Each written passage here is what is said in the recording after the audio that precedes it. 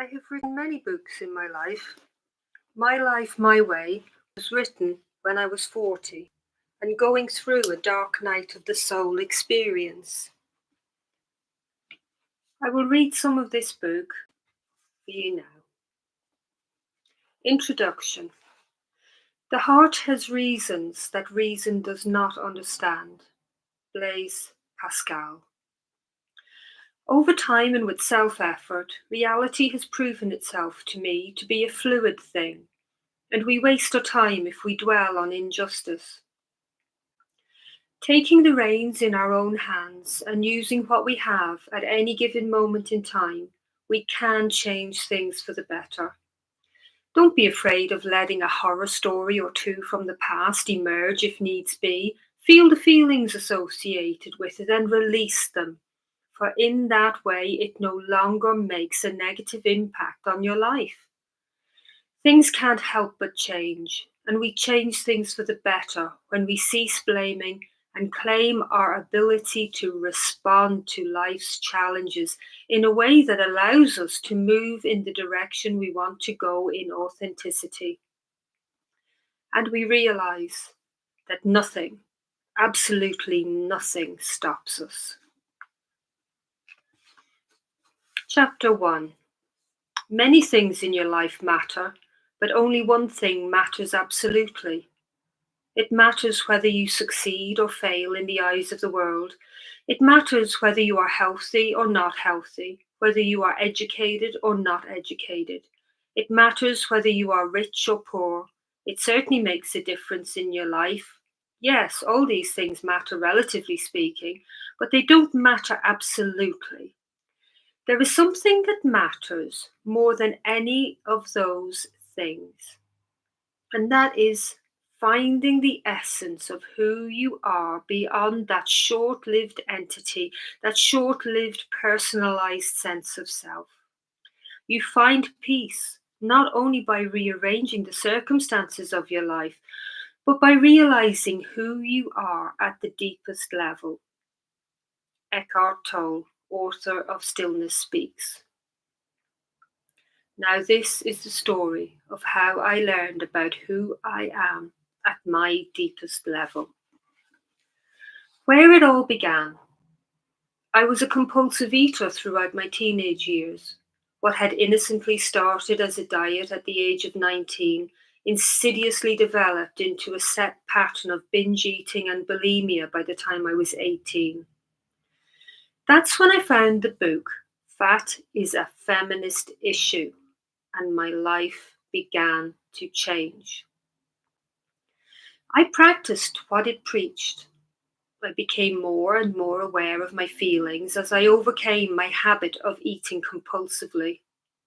And through my increased awareness of my feelings, a stronger sense of self emerged.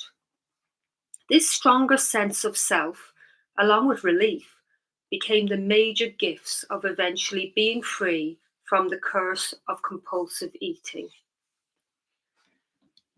I feel it was also thanks to that stronger sense of self that I left my family home at the age of 19. This stronger connectedness to the real me, as it were, gave me the courage and ability I needed to leave the familiar comforts and security of the known and venture into the unknown. And as the years progressed, I was to discover that this venturing into the unknown was to become a theme every now and then in my life. And here it was, my starting point, this recognizing of a sense of self that had its foundations firmly laid in my feelings and my wishes, as opposed to an imposed sense of self that came from what tradition and my family felt and wished for me and from me. I was only beginning to catch a glimpse of the inner knowingness that would be my guide throughout my life as I grew away from the known and into the unknown, and beyond that into the mystical, esoteric, and downright wondrous. So at 19, one evening after work, I felt the urge to binge coming on, and I did what I had learned to do, to counteract that compulsion to eat when full. I checked in with my feelings. I was restless, and I felt aware of my father sitting by the fire at the back corner of the room where he usually sat. Yet, for some unknown reason, I started to become aware of what I could only describe as negative vibes that seemed to emanate from him. Years later, I now know that through my increased awareness, I had simply become more sensitive to his energy, his aura, if you like, and realized how negative it actually was. I had vaguely recognized that he was a pessimist.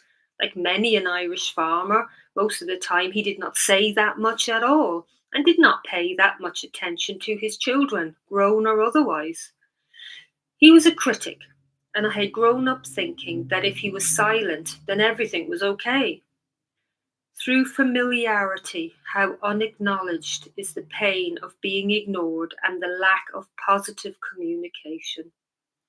But suddenly, I felt that even what was silently emanating from him was harmful to me, and that had also gone unacknowledged.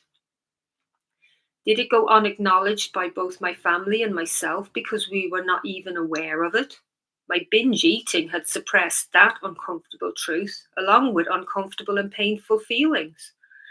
Binge eating is well known for its ability to enable one to hide from and hence avoid feeling and facing all that the uncomfortable truth implies.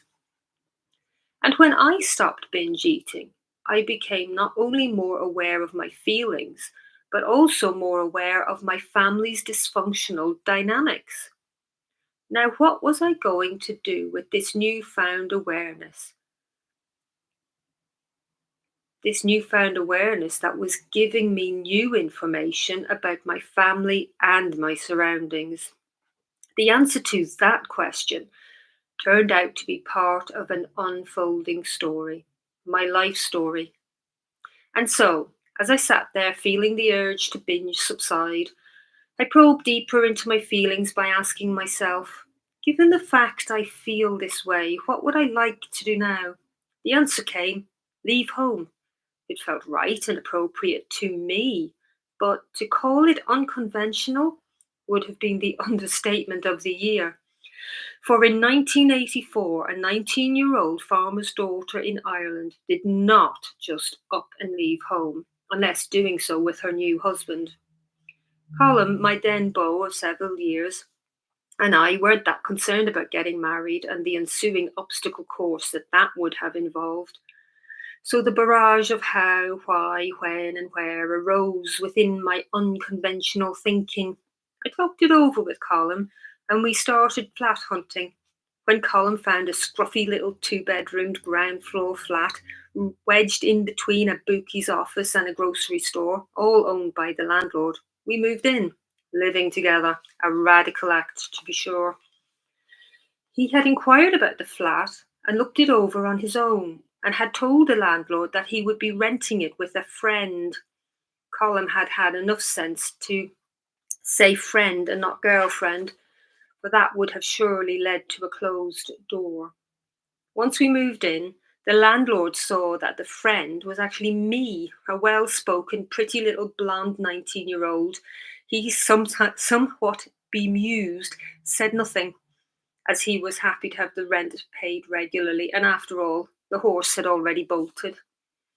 For then I was a rule breaker. We both were. In 1984, to Ireland's rural communities, living together was not an option for any young man or woman. Not if they wanted to be deemed respectable, anyhow.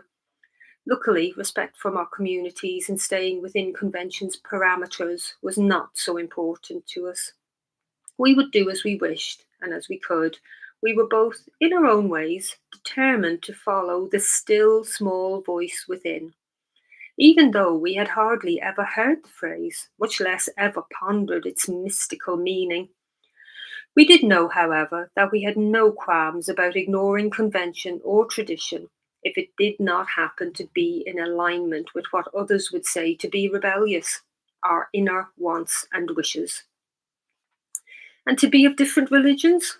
Wow, that was so off the convention chart as to be bordering on the inconceivable. Maybe that's why we got away with it, extracting more than a few chuckles from the locals who could not help but be quite amazed at the simplicity of it all. A pity it didn't make the news. I could see the headlines. Protestant and Catholic shack up together. Make love, not war, was the blatantly beautiful message our actions exuded to anyone who noticed or knew or cared.